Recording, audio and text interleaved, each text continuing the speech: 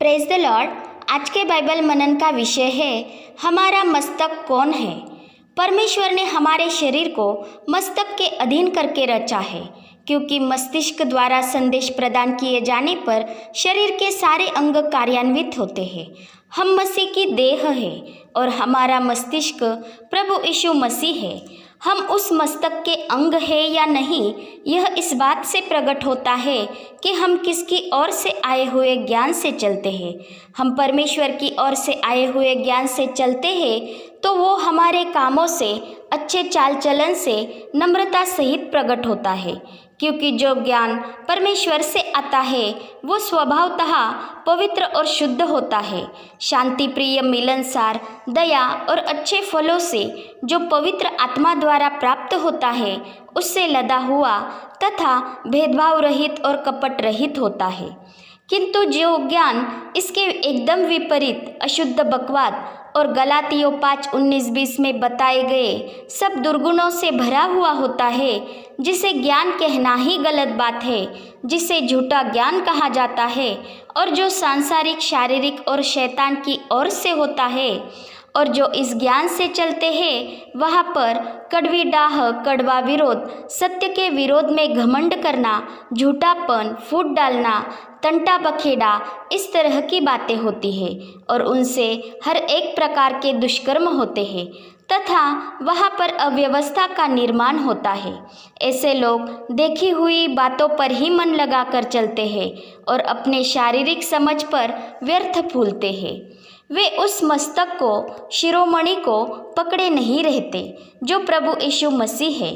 क्योंकि इस झूठे ज्ञान का स्रोत शैतान होता है, जो आरंभ से ही दुष्कर्म करते आया है। और जो कोई शैतान को अपना मस्तिष्क बनाता है तो उसका ज्ञान उस मनुष्य को परमेश्वर के राज्य की ओर बढ़ने से रोकता है। और ऐसा व्यक्ति धार्मिकता में चलता हुआ तो दिखाई देता है, परंतु उसकी धार्मिकता बनावटी और दिखावटी धार्मिकता होती है, क्योंकि उसके मन में ना ही परमेश्वर के प्रति कोई प्रेम होता है और ना ही उसके पवित्र वचन के लिए कोई जगह होती है। इस कारण उसमें परमेश्वर के आज्ञा खिलाफ, इच्छा खिलाफ बहुत सारी बातों का प्रवेश हो जाता है और उसका मनोरूपी घर दुष्टात्माओं के लिए झाड़ा बुहारा और सजा सजाया हो जाता है तथा उसका मनोरूपी घर सुनसान घर की तरह होता है, क्योंकि उसमें पवित्र आत्मा का वास नहीं होता, जिस कारण दुष्टात्माएं उसमें बैठकर वास करने लगती हैं। जैसे कि हम देखते हैं कि जब अरण्य में हुई परीक्षा के बाद प्रभु यीशु आत्मा के सामर्थ्य से भरा हुआ गलील को लौटा और वह नासरत में आया, जहाँ पर वो पाला पोसा गया था, और अपनी रीति के अनुसार सब्बत के दिन आराधनालय में जाकर यशायाह नबी की पुस्तक खोलकर एक लेख पढ़ने लगा और वह लेख पूरा होने की घोषणा उसने की,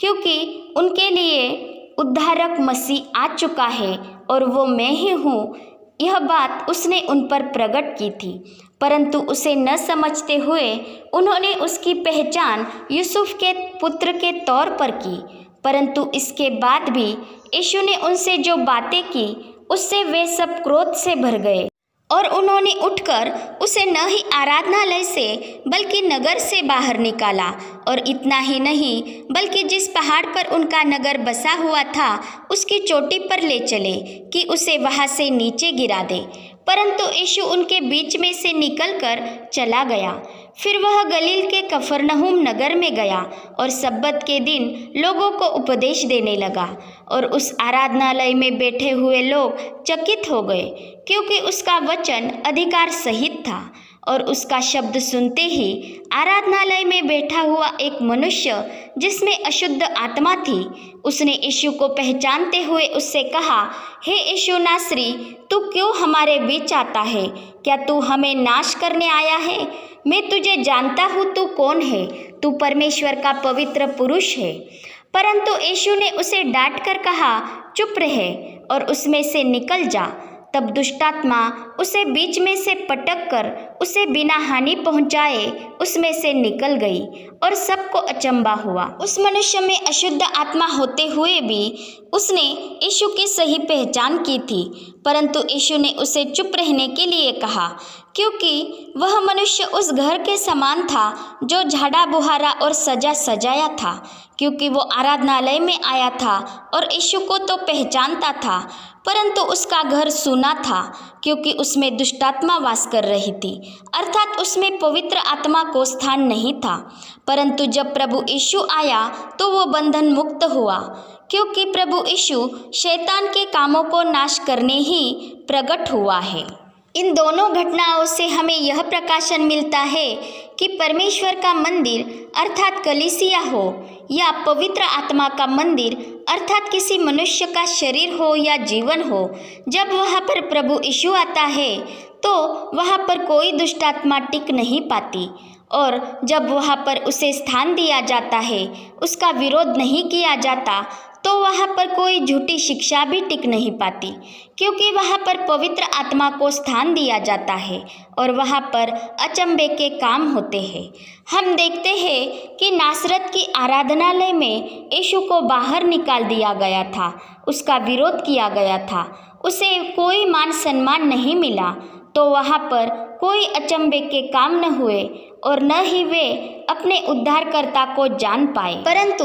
कफरनहूम के आराधनालय में यीशु का कोई विरोध न हुआ, इसलिए मंदिर में से दुष्टात्मा चली गई तथा आसपास के क्षेत्रों में भी बहुत बड़े अचंभे के काम हुए और वहाँ के लोग यीशु की सही पहचान करने लगे और वे कहने लगे कि यह परमेश्वर का पुत्र है। जैसे हम व्यक्तिगत तौर पर मसीह की देह है, वैसे ही हम सब विश्वासी मिलकर प्रभु यीशु मसीह की देह ही बन जाते हैं, क्योंकि प्रभु यीशु मसीह कलीसिया का सिर है। इसलिए जो प्रभु यीशु मसीह को अपना मस्तिष्क नहीं बनाता अर्थात उसे अधिकार नहीं देता, उसके वचनों पर उसकी अगुवाई में नहीं चलता, तो वहाँ पर झूठी शिक्षा और दुष्टात्माओं का प्रवेश होने लगता है, क्योंकि वहाँ पर जो हमें मसीह की बातों पर चलना सिखाता है, हमें मसीह में बनाए रखता है, परमेश्वर के प्रेम को, उसके प्रकाशन को हम पर प्रकट करता है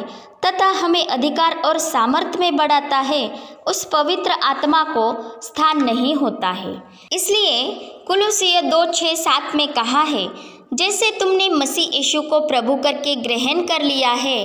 वैसे ही उसी में चलते रहो और उसी में जड़ पकड़ते और बढ़ते जाओ, और जैसे तुम सिखाए गए हो वैसे ही विश्वास में दृढ़ होते जाओ और निरंतर धन्यवाद करते रहो। प्रभु यीशु मसीह में ही परमेश्वर के तत्व की सारी परिपूर्णता सदैव वास करती है तथा वो ही सारी प्रधानता और अधिकार का शिरोमणि है। इसलिए हमें उस शिरोमणि को अर्थात उस मस्तक को पकड़े रहना है, जिससे समस्त शरीर जोड़ों और स्नायुओं द्वारा पोषण पाता है और दृढ़ता से गठकर परमेश्वर की परिपक्वता की ओर बढ़ता जाता है। पिता परमेश्वर का प्रेम, प्रभु यीशु मसीह का अनुग्रह और पवित्र आत्मा की सहभागिता हम सभी पर बनी रहे। आमीन।